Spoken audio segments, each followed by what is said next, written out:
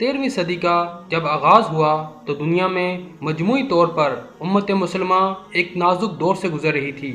اسی اثناء میں دنیا کے نقشے پر ایک نئی سلطنت ابھرنا شروع ہوئی۔ چنگیز خان کی قیادت میں منگولیا سے تعلق رکھنے والی ایک خونخوار فوج نے جب اپنی سلطنت کی توسیع کے لیے دوسرے علاقوں پر جلغار کی تو وہ ایک طرف مشرقی یورپ سے بڑھتے ہوئے وسطی یورپ تک پہنچے تو دوسری طرف سائبیریا، برِ صغیر، چین اور خطہ فارس تک اپنی طاقت کا لوہا منوانے میں جلد کامیاب ہوئے۔ منگول فوجوں نے ظلم اور بربریت کی جو داستانیں رقم کی وہ رہتی دنیا تک اپنی مثال آپ ہیں۔ منگولوں کے مظالم کے آگے دنیا کی تمام بڑی سلطنتیں دم توڑ رہی تھیں۔ دوسری طرف سلطنت خوارزم نے خراسان، ایران، شام اور عراق میں آل سلجوق کے بیشتر مقبوضات کو فتح کر لیا تھا۔ اس وقت ان کی قوت اوج شباب پر تھی۔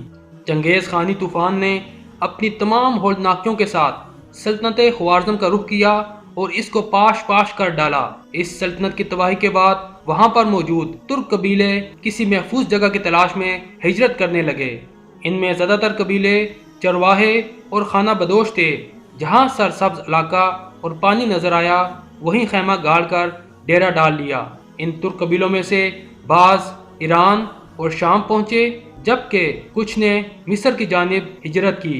ان ترک قبیلوں میں سے ایک قبیلے کا نام کائی قبیلہ تھا۔ کائی قبیلہ باقی قبیلوں سے کچھ بڑا اور طاقتور تھا۔ یہ نہایت جنگجو قبیلہ تھا۔ اس قبیلے کے سردار سلیمان شاہ تھے۔ کائی قبیلہ سلیمان شاہ کی سربراہی میں اپنے وطن خراسان کو چھوڑ کر مختلف ملکوں میں گھومتا ہوا شام کی طرف جا رہا تھا۔ اسی اثناء میں دریائے فرات عبور کرتے ہوئے سردار سلیمان شاہ ڈوب گئے اور جاں بر نہ ہو سکے۔ سلیمان شاہ کے 4 بیٹے تھے: سنگر تکین، گندوغدو، ارطغرل اور دوندار۔ سلیمان شاہ کی وفات کے بعد کائی قبیلہ منتشر ہو گیا۔ سنگر تکین اور گندوغدو اپنے اہل خانہ اور بہت سے ساتھیوں کے ہمراہ اہلت چلے گئے۔ جو لوگ بچ گئے انہوں نے ارطغرل غازی کو اپنی شجاعت اور بہادری کی وجہ سے کائی قبیلے کا سردار چن لیا۔ ارطغرل غازی نہایت بہادر، نڈر اور جنگجو شخصیت کے حامل تھے۔ آپ اپنے قبیلے کا دفاع کرنا خوب جانتے تھے، لہٰذا آپ اپنے چھوٹے بھائی دوندار اور تقریباً 420 گھرانوں پر مشتمل لوگوں کے ہمراہ ایشیا کوچک طرف روانہ ہوئے اور سلجوقی سلطنت میں داخل ہو گئے۔ سلجوقی سلطنت کے اس وقت کے حکمران سلطان علاء الدین کیقوباد اول تھے، جو اپنے عدل و انصاف کی وجہ سے بہت شہرت رکھتے تھے۔ ارطغرل غازی جب اپنے قبیلے کے ہمراہ سلطان علاء الدین کے زیر سایہ پناہ لینے کے لیے پایا تخت کونیا کی طرف جا رہے تھے تو راستے میں انقرہ کے قریب ارطغرل غازی کو 2 فوجیں مصروف جنگ نظر آئیں۔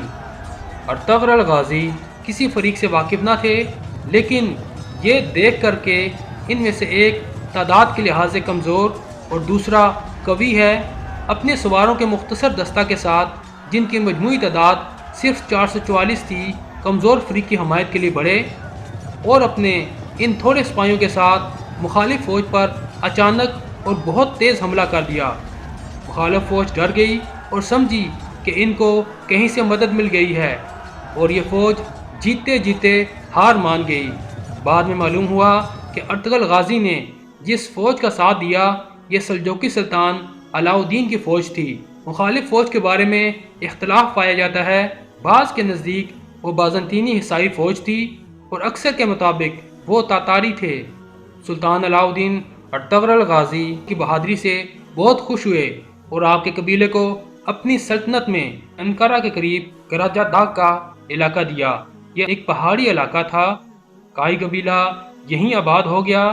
یہ کہا جاتا ہے کہ سلطان علاء الدین نے یہ علاقہ اس لیے کائی قبیلہ کو دیا تھا تاکہ بازنطینوں کی طرف سے کسی بھی حملہ سے بچا جا سکے اور سلجوقی سلطنت کی سرحد اس طرف سے محفوظ ہو جائے۔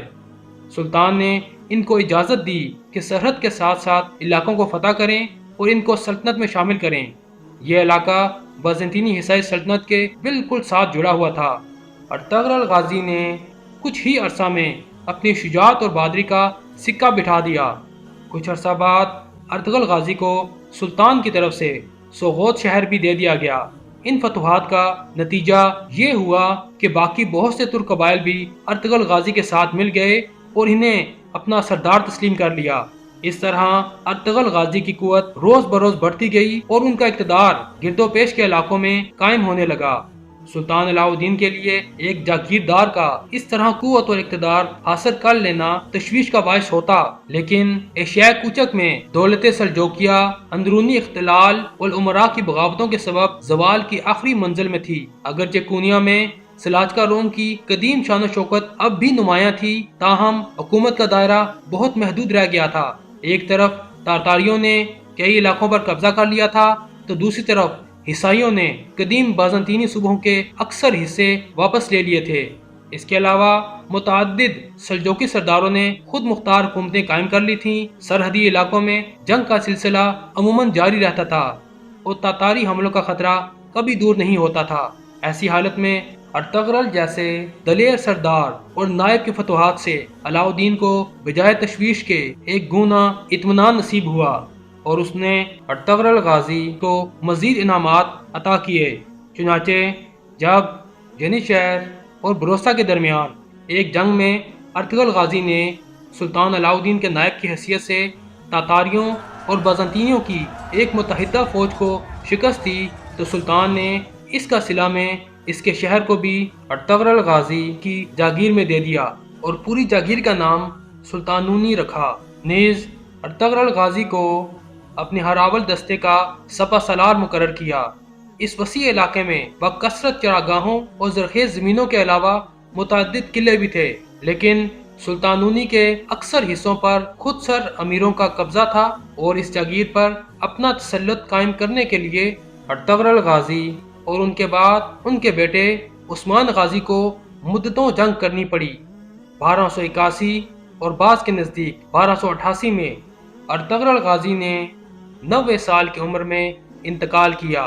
ارطغرل غازی کی زوجہ حلیمہ خاتون سلجوقی شہزادے غیاث الدین مسعود ثانی کی بیٹی تھیں۔ حلیمہ خاتون کے بدن سے ارطغرل غازی کے 3 بیٹے گندوس، سافجے اور عثمان پیدا ہوئے۔ ارطغرل غازی کی وفات کے بعد آپ کے جانشین آپ کے سب سے چھوٹے بیٹے عثمان غازی تھے۔ عثمان غازی بھی اپنے والد کی طرح پکے مسلمان، بہادر اور حوصلہ مند تھے۔ انہوں نے بھی فتوحات کا سلسلہ جاری رکھا۔